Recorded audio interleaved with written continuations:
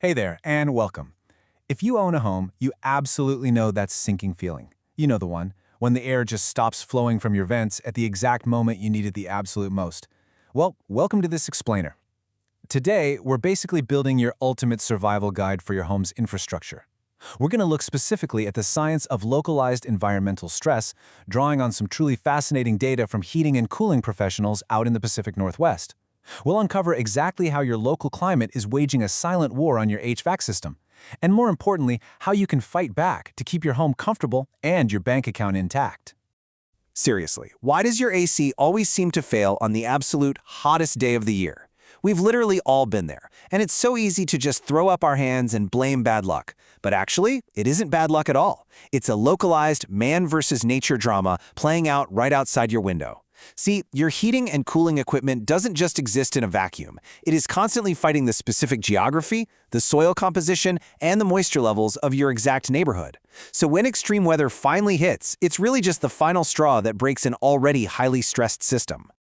Okay, let's dive right into this homeowner's playbook. First up, we'll look at when climate attacks your HVAC. Second, diagnosing common system failures. Third, the repair versus replace math. And finally, navigating codes and regulations. Let's kick things off with part 1, when climate attacks your HVAC, the environmental stress test. It's kind of crazy when you think about how your local geography is actively trying to dismantle your appliances. Take the Redmond and Greater Seattle area as a perfect microcosm for this.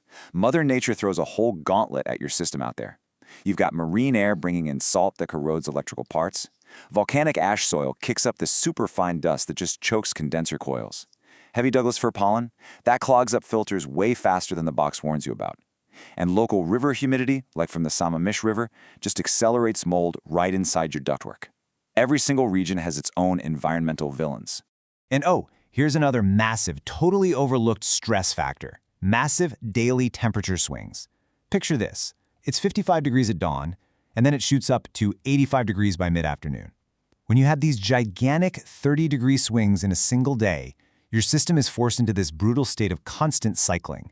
It turns on to fight the rising heat, struggles to catch up, turns off, and then kicks right back on again.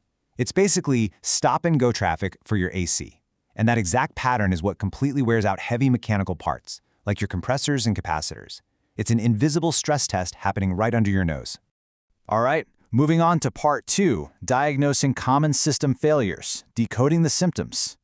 So, the crucial point is, now that we know the climate villains, how do we decode the symptoms inside your home before things go totally sideways? Smelling a musty odor? Yeah, you're likely dealing with unsealed ducts and mold. Is your vent blowing warm air in the dead of summer?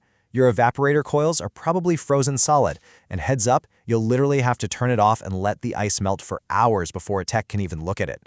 Have a furnace older than 15 years?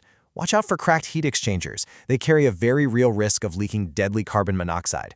And finally, if your outdoor unit is just sitting there humming but the fan won't spin, you've almost certainly got a failed capacitor.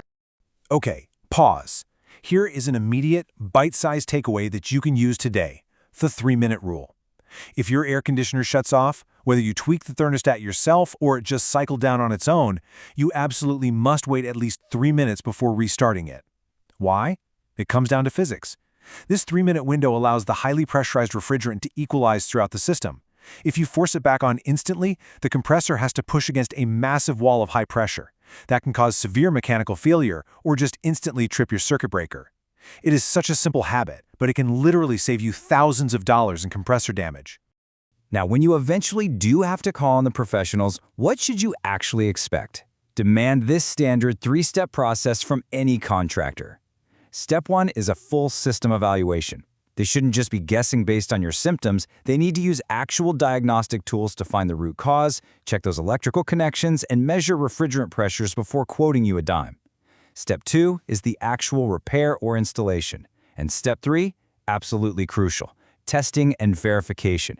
A real pro won't just pack up their truck the second the unit turns on. They stick around to measure airflow at the registers, check the temperature splits, and verify that all the safety controls are doing their job. Which brings us to Chapter 3, the repair versus replace math, making smart financial decisions.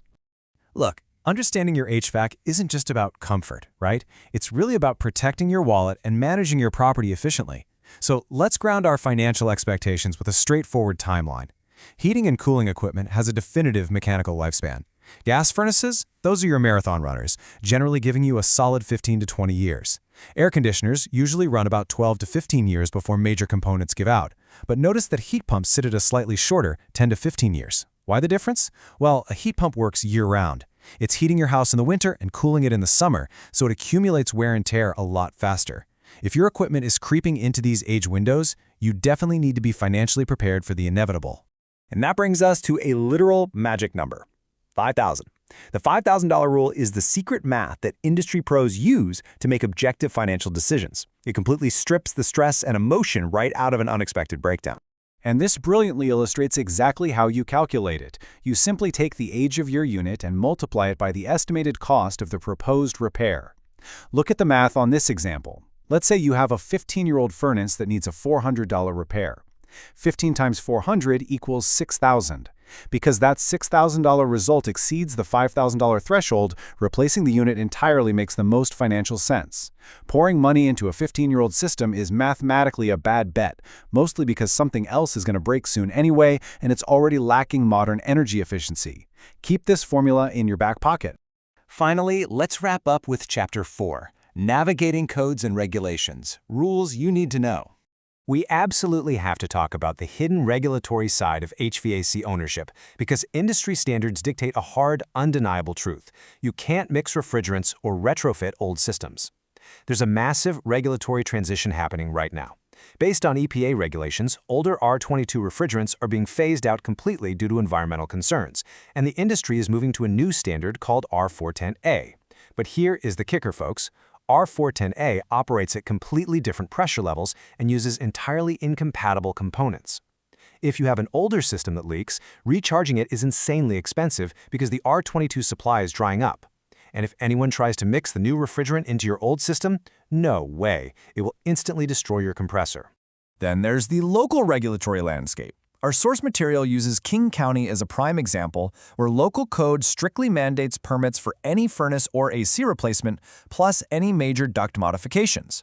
These rules exist for a very good reason. Inspectors are there to verify that your system has safe venting for combustion appliances, correct electrical loads, and the proper refrigerant charge. If a contractor offers to do the work cheaper by skipping the permit phase, walk away. Seriously.